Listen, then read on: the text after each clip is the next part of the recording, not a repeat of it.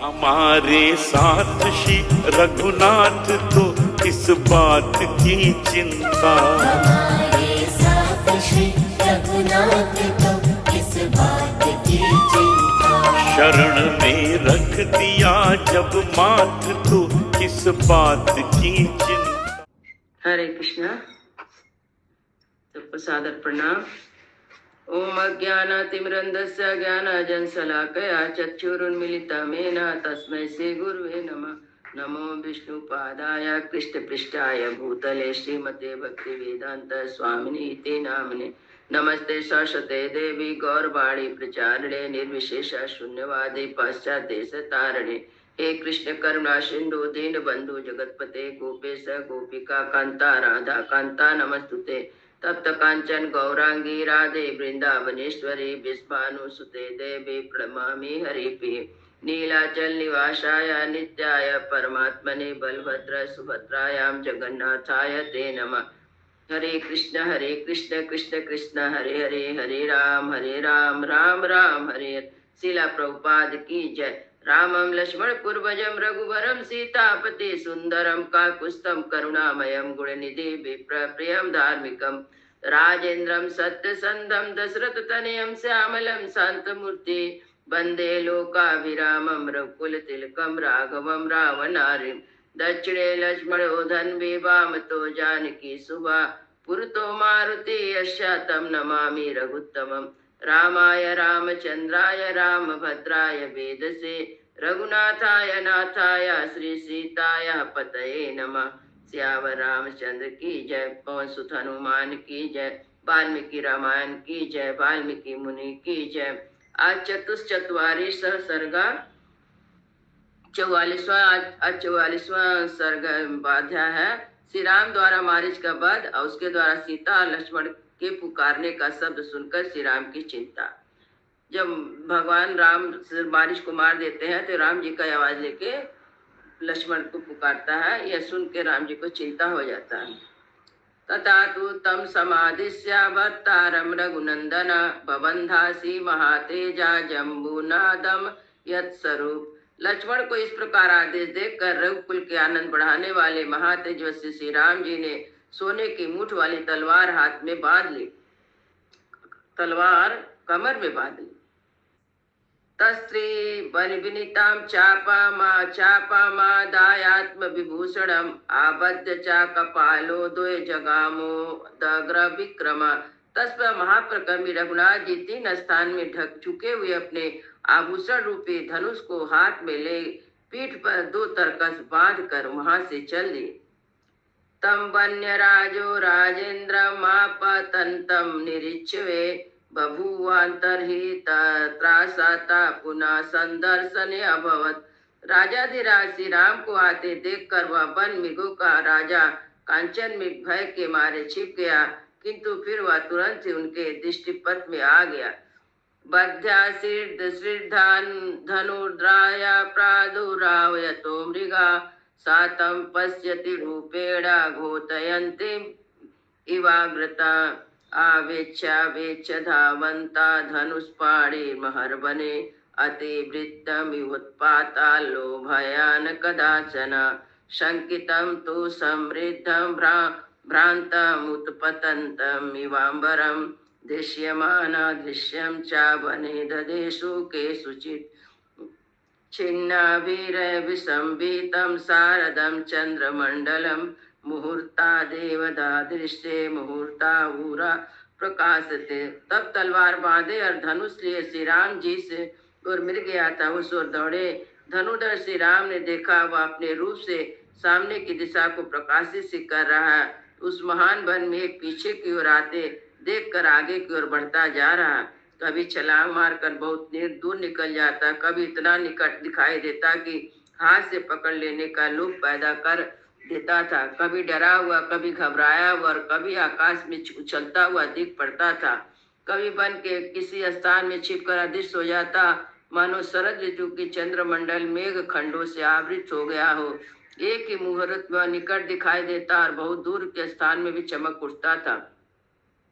दर्शना दर्शने नैवासो अपाकर्ष राघवा साधुरमाश्रमस्याता मारीचो मृगता गौता। इस तरह प्रकट होता और छिपता हुआ मेघ रूपधारी मारीच से रंगनाथ जी को उनके आश्रम से बहुत दूर खींच ले गया। आसीत कुरुतस्तु काकुस्तो विश्वस्तेन मोहिता अथावस्तस्ते श्रुश्रांता छायामासित सा बले। उस समय उससे मोहित और विवश होकर श्री राम कुछ कुपित उठे और थक कर एक जगह छाया का आश्रय ले हरी हरी घास वाली भूमि पर खड़े हो गए। सातम तम उन्मादायामास मृग रूपो निशाचरा मृगे परिवृत्तो अथान्रेवा दुरात प्रत्यक्ष दृश्यता। इस मृग रूपधारी निशाचर ने उन्माद सा कर दिया था। थोड़ी ही देर में दूसरे मृगों से घिरा हुआ पास दिखाई दिया। ग्रहीतु कामं दृष्ट्वा तं पुनरेभ्य धावता तत्क्षणा देवा संत्रास्ता पुनरअंतरितो अभवत्। श्री राम ने मुझे पकड़ना चाहते या देखकर वह फिर भागा। भय के मारे पुनः तत्काल यह अदृश्य हो गया। पुनरेवो ततो दूरात् वृक्षखण्डात् विनिर्षिता दृष्ट्वा रामो महातेजस्तं हन्तु कृतनिश्चया। तदंतर वह पुनः दूरवर्ती वृक्ष समूह से होकर निकला। उसे देखकर महातेजस्वी श्री राम ने मार डालने का निश्चय किया। भूयस्तु शरण मुद्रित्वा कुपितस्त्र राघवा सूर्य रश्मि प्रतीकाशम ज्वलंतम मर्दनम संध्याया सुदृढ़े चापे विकृष्ट बलवत् बले तमेव मृगधम उद्देश्य स्वतंत्रमिव पन्नगम मुमुचोम ज्वलितम दीप्तम अस्त्र ब्रह्म विनिर्मितम। तब वहाँ क्रोध से भरे हुए बलवान राघवेंद्र श्री राम ने तस्कर से सूर्य की किरणों के समान तेजस्वी एक प्रज्वलित शत्रु संहारक बाण निकालकर उसे अपने सुदृढ़ धनुष पर रखा और उस धनुष को जोर से खींचकर उस मृग को लच करके फुफकार करते सर्प के समान सनसनाता हुआ वह प्रज्वलित एक तेजस्वी बाण जिसे ब्रह्मा जी ने बनाया था छोड़ दिया। शरीरम विग्र रूपस्य निर्विद्या सर्वोत्तमा मरीचस्येव हृदयं विभेदा सन्निभ। ब्रज के समान तेजस्वी उत्तम बाणों ने मिग्र रूपधारी मारीच के शरीर को चीर कर उसके हृदय को विदड़ कर दिया। ताल मात्रा मथोत्लुप्ता नय पतासा वृषातुरा व्यनदत भैरवम नादा धारण्यमल्प जीविता। जिसकी चोट से अत्यंत आतुर हुआ राक्षस ताड़ के बराबर उछल कर पृथ्वी पर गिर पड़ा। उसका जीवन समाप्त हो गया चला। वह पृथ्वी पर पड़ा भयंकर गर्जना करने लगा। मृड्यामाणस्तु मारीचो जहो तो कृतमातनु स्मृत्वा तद्वचनं रक्षो दद्दो केन तु लक्ष्मणा या प्रस्थापयेत सीता तां शून्ये रावणो हरेत। मरते समय मारीच ने अपने उस कृतम शरीर को त्याग दिया। फिर रावण के वचनों का स्मरण करके उस राक्षस ने सोचा किस उपाय से सीता लक्ष्मण को यहाँ भेज दे और सुने आश्रम से रावण उसे हर ले जा।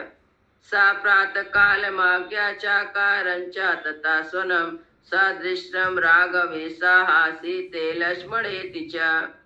रावण के बताए हुए उपाय को काम में लाने का अवसर आया समझकर उसने श्री रामचंद्र जी के ही सामने सामान्य स्वर में हा सीते हा लक्ष्मण कहकर पुकारा।